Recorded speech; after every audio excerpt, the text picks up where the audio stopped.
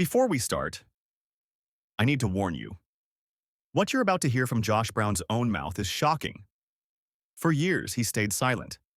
But now the police interview has leaked. And what he claims about Daystar, the accusations, and the family war, it might change everything you thought you knew. Picture this. A man who once stood at the heart of the Daystar dynasty, Rachel Lamb's husband, a man whose face has been blasted across social media as a monster, now sitting across from a police investigator, voice shaking, eyes wet, saying, "You would not believe what I have had to endure for 4 years." And for the first time, Josh Brown finally speaks. He says he's innocent. He says he's been hunted. He says he's received death threats. And he says the accusations that he tried to see his niece undressed were part of a family war over power inside Daystar. But the plot twist? The detective questioning him appears sympathetic. His attorney is practically running the interview.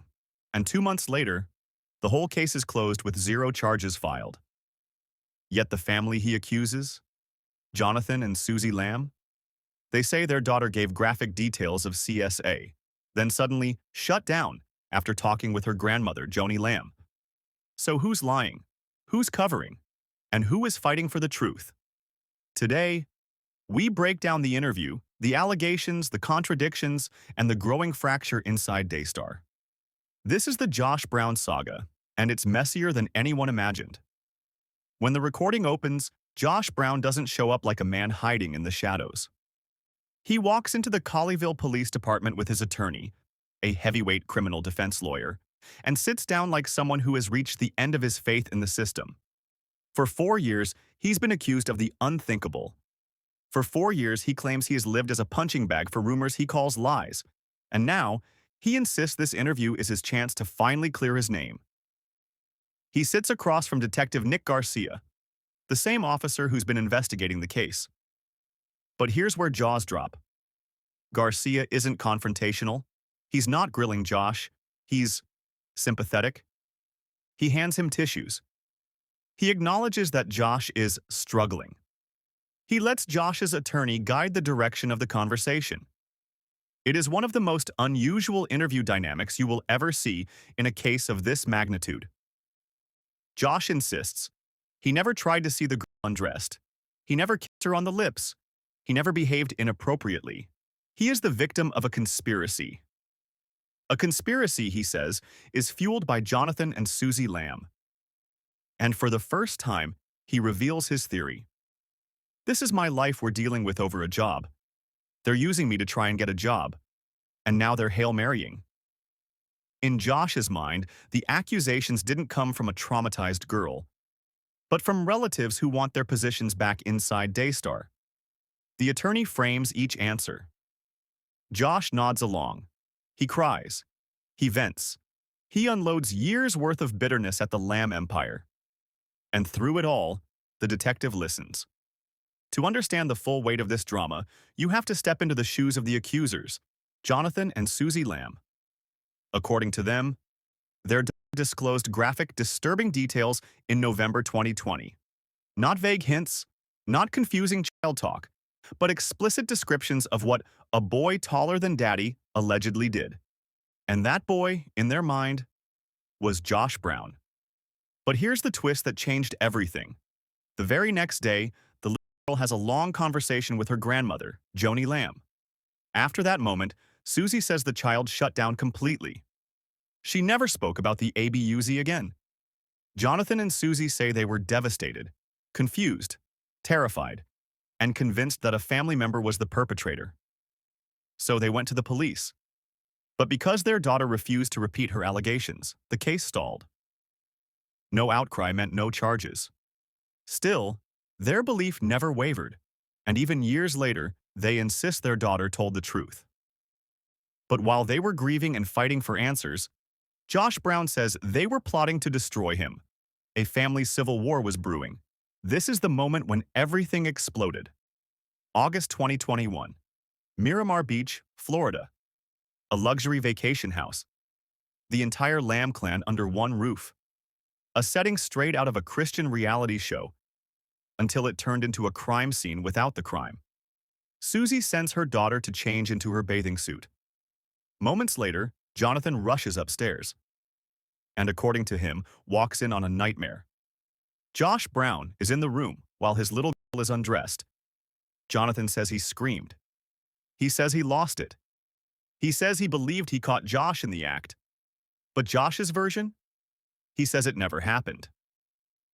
He says he went upstairs because Israel, the girl's older brother, wanted to show him the city view from the bedroom window. He says the girl followed them, and by the time screaming erupted, he had no idea where she even was. He insists he never saw her undressed, never followed her, never crossed a line. Jonathan remembers a horror. Josh remembers confusion. And Israel, now older, says he doesn't remember the incident at all. So what really happened? A predator caught in the act?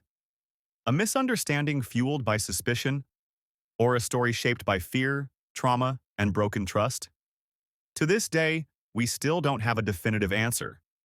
But after that explosive moment, the family was never the same again. Next came the claims that almost drowned Josh completely. J.W. and Rebecca Weiss, Rachel's sister and brother-in-law, told police they witnessed Josh forcing mouth-to-mouth kisses on the girl. Not once, but twice. They said they saw it. They said it made them uncomfortable. They said it crossed a line. So when the detective didn't bring up this accusation during the interview, Josh's attorney forced it onto the table. Josh was adamant. He never kissed her on the lips. Any kisses on the cheek or forehead were playful. They happened around other adults. They were harmless uncle-niece moments. The detective even asked if it was fatherly and affectionate rather than intimate. Josh said yes. But then a curveball.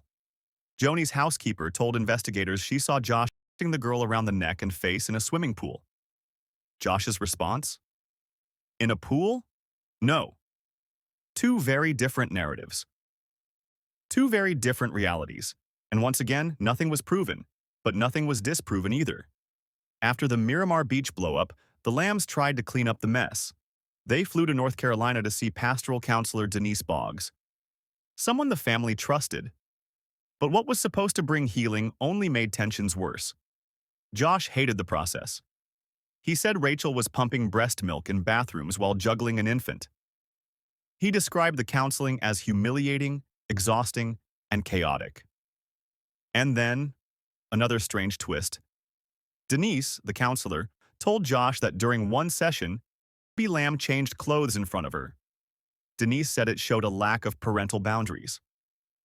Josh stored that detail like ammunition, and he used it to fuel his belief that the accusations against him were built on shaky ground. Eventually, Denise arranged a reconciliation meeting. Jonathan cried. He apologized. He embraced Josh and prayed over him. For a moment, it looked like hope. But the truce didn't last.